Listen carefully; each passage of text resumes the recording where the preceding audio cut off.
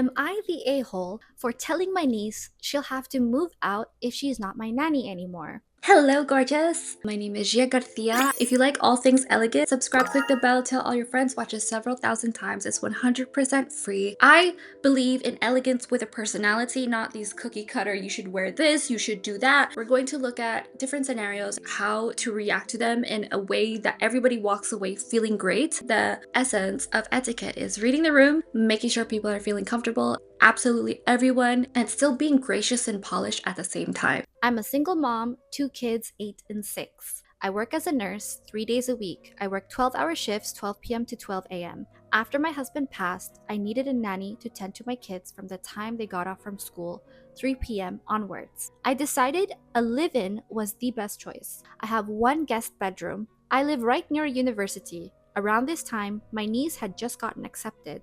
She wanted to save cost on dorms and offered to watch my kids those 3 days if she could live there rent-free. I agreed and said I'd also pay her $22 an hour, a competitive rate for our area. She's done with her classes by 1, so it works out. She fixes them dinner and puts them to bed. Then she's free to do whatever.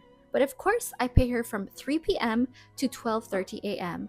It worked for 2 years. My niece never had any complaints. Now, however, my niece is getting a paid internship related to her major that starts in January. She wouldn't be available to watch my kids. I congratulated her and said I could help her look into student housing or an apartment. We'd have 3 months to do this. She was confused. I said, since I would need a live-in nanny and only have one guest room, she would have to move out. My niece got upset, said this isn't fair. She won't be able to save any money if she gets a dorm or apartment. She could afford to live on her own, but wouldn't have much savings. I pointed out that this would work best for me as I have to put my kids in aftercare the other 2 days I work. I get off around 5. And the nanny could just pick them up from school versus them having to stay there so long. My niece argued that the nanny could leave at the end of her shift, but after speaking to some nannies, they understandably don't want to drive home so late. Plus, I'm fine with the nanny and my niece sleeping after the kids do. So there's no sense in sleeping, then waking up and driving so drowsy. Even if I feel nervous driving home so late, especially after my long shift. My sister-in-law, her mom, feels that this is unfair to my niece, but she moved in under the condition that she'd work as my nanny. My sister-in-law and brother live 3 hours away, so niece couldn't commute if she moved back in with them. They feel I should try to find a nanny who'd be willing to drive home at 12:30. It'd take me half-hour minimum to get home, but all nannies I've spoken to said no or expressed concern about their safety driving so late. Am I the a-hole? Edit. To answer from frequently asked questions, the internship is all semester long. My niece isn't interested in nannying at all going forward and will instead be pursuing internships. She has no desire to work after her internship is over for the day. She knew from the jump that I was only looking for a live-in nanny specifically for childcare. I also have provided her written notice and am covering my butt legally. Okay, this is a tricky one because it's family, but you did state the conditions that you can live here because I need help with childcare. And the fact is that you have no wiggle room in your home. So it's one thing if she agrees to live and sleep on the sofa. I would actually offer that. I would say you can sleep on the sofa if you want to. I don't mind supporting you. That's not a big deal for me personally, but I don't know her situation. She technically would be living off her rent free. It's possible she doesn't feel comfortable with that, or she wants to have guests over and use her sofa anytime she wants, and you should have that freedom. I believe you have that choice. You do not have to raise your nieces and nephews. It's not like you are godmothering them when their parents are gone and they have no one. However, if it's my niece, I would offer for her to sleep on the sofa for as long as her internships, as long as she wants. Just don't bring people back home. Go to their place or just focus on your internship 100% and I will take care of you. And we'll go shopping. I'll take you out to eat. Especially if you're my niece, I want you to be safe. I would feel responsibility over you. But it sounds like it's going to be cramped. Perhaps she wants her space and she works as a nurse, 12-hour shifts. My boyfriend doesn't work as a nurse, but he works 12-hour shifts. He likes when I'm right next to him after work and always no matter what. But some people, they just want peace and quiet. When I'm next to him, I can feel that he wants peace. The only time I say something is when it's positive or something silly, and something light makes the mood a happy home, a soft place to land. So that's probably what she's looking for, especially after working a 12-hour shift in compression socks nonstop. This is going on, beeps here, bells here, who knows what emergencies. Being a nurse, not easy. You're cleaning up human feces all day. I need to put this out there so that you get the image in your head of what exactly she's going through on a daily basis. My entire family wanted me to be in healthcare, and I said, I don't think I can do that, which is fabulous for a lot of people, but I'm just not that person. The fact that she helps heal all sorts of people all day, helps them in recovery, whatever type of nurse she is, not easy, especially 12-hour shifts. As a mom, she has two kids. She's a widow. As a niece, I would offer her this, hey, how about I clean the entire house twice a week and help you set up everything with your kids as much as I can, even on my internship. Even if I did have an internship, those 2 kids would be my heart and soul. When I do have time available, I would make sure that those kids have everything they need. Then I would warn her well in advance if there's an event, if there's a birthday party I'm going to, or any sort of inconvenience for her. I would let her know how important it is to me well in advance and say, just gotta let you know, this is gonna be a nanny day. This is gonna be a babysitter day, and I can't help in this situation.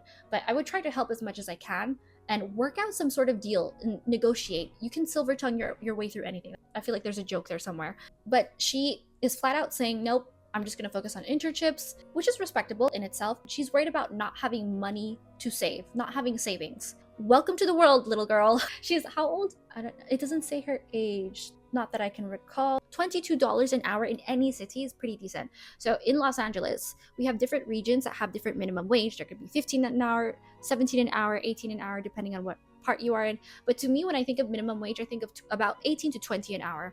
So 22, pretty good, especially for 2 kids. And you're a student, the fact that you can work and you live where your work is. So it's not like you have a commute. It's not like you have to go very far. You are automatically there. Everything is very convenient and easy for you. I feel like this is a brilliant scenario for someone who's a student and you're worried about savings. Is that what you're worried about? If you live in the city for a while, you're not going to have savings for a long time if you're a student, if you're an intern. It also depends on the type of internship, because there are internships that pay beautifully.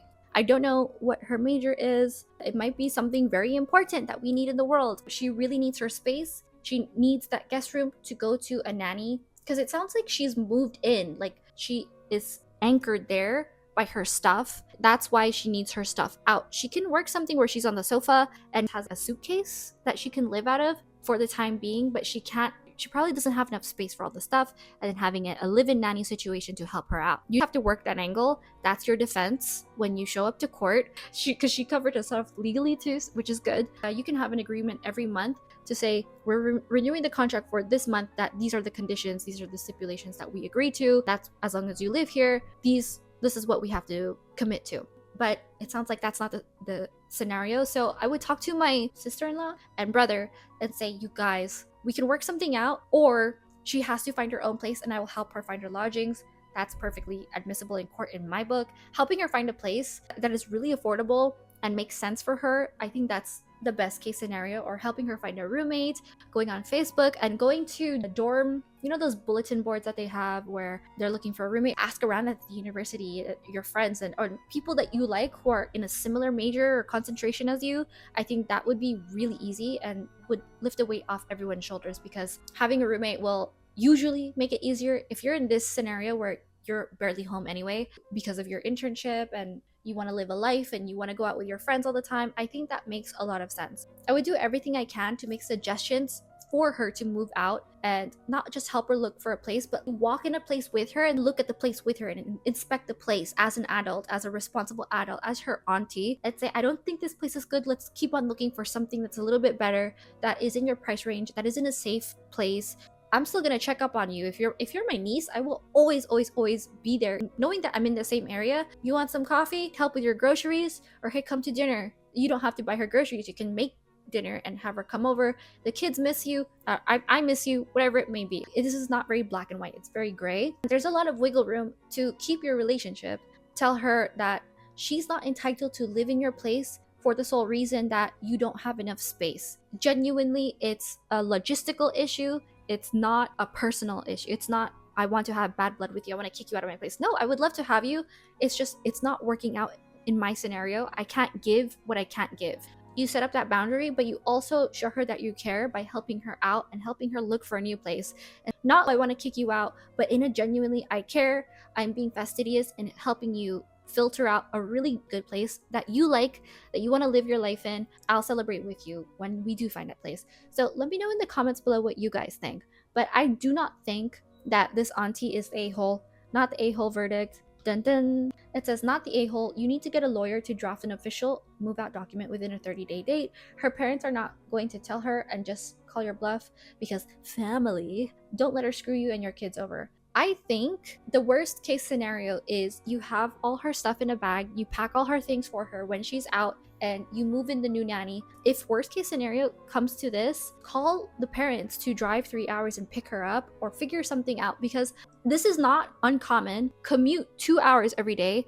I feel like 3 hours, if it's a train, then trains and certain hubs, or if she has to take 2 buses, help her get a bus pass or help her get a train pass.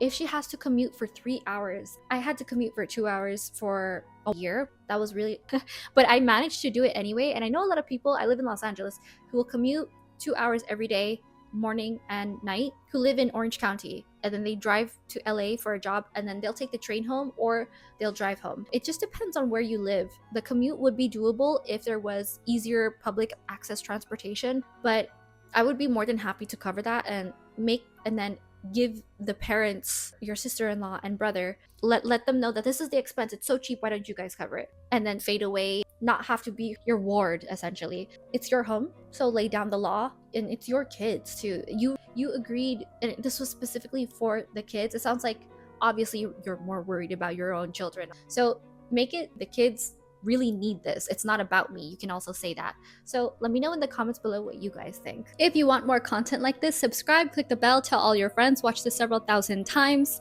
If you want more etiquette and a deeper dive into how to treat people well, strengthen your relationships, personal to yourself with self-respect, and professional, visit dixonetiquette.com. It's my etiquette course, and I am in the midst of giving it a facelift right now. So get it with the dirt cheap price that it has. Get that locked in, and you will have access to the new and improved version as we're working on it. Thank you so much for watching, and I'll see you later.